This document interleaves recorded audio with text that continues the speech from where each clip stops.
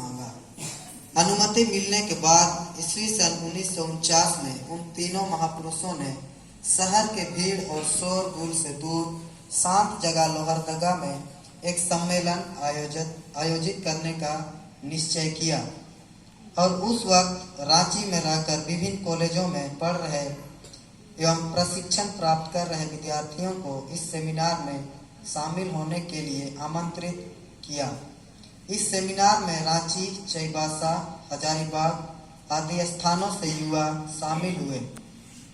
शामिल होने वाले युवाओं में प्रमुख थे N M Horo, Bida Dean, Lilavati Balmuchu, James Barnabas Hembrom, Ajit Kumar Nandi आदि। इस सम्मेलन में लगभग 15-16 युवा शामिल हुए।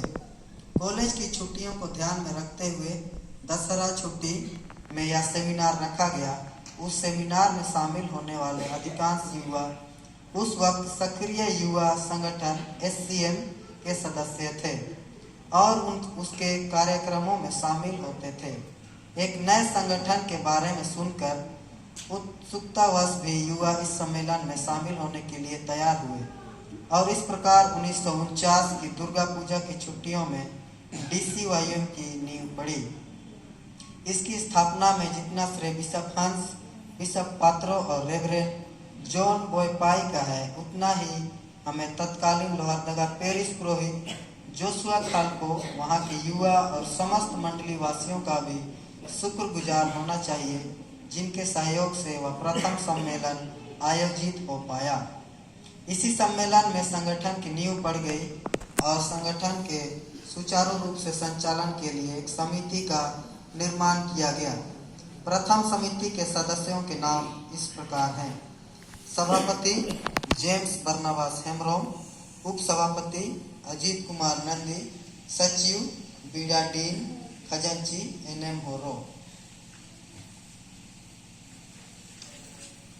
इस संगठन को आज हम DCYM के नाम से जानते हैं, लेकिन स्थापना के समय इसका कोई नाम नहीं था। इसे सिर्फ युवा संघ कहा जाता था। इसलिए हमारे पुराने सदस्य आज भी इसे युवा संघ के नाम से ही याद करते हैं। इसके जन्म और नामकरण के संदर्भ में बिशप ZJ तेरोम ने एक यादगार बात कही थी। DCYM मनोहरपुर में घर में आया, इसका जन्म लोहरदगा में हुआ और नामकरण हजारीबाग में हुआ। DCYM के प्रमुख आयोजन इसमें का नंबर पर है।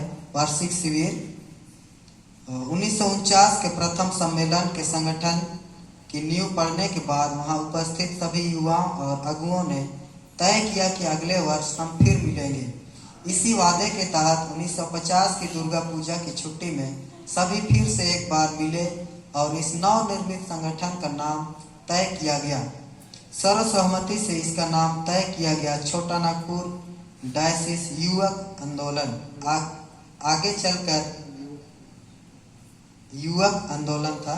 आगे चलकर हमारे अगुओं ने इसके नाम में सुधार किया और युवक शब्द के बदले युवा शब्द का प्रयोग किया, क्योंकि युवक शब्द से प्रतीत होता था कि यह संगठन सिर्फ युवकों और लड़कों के लिए है।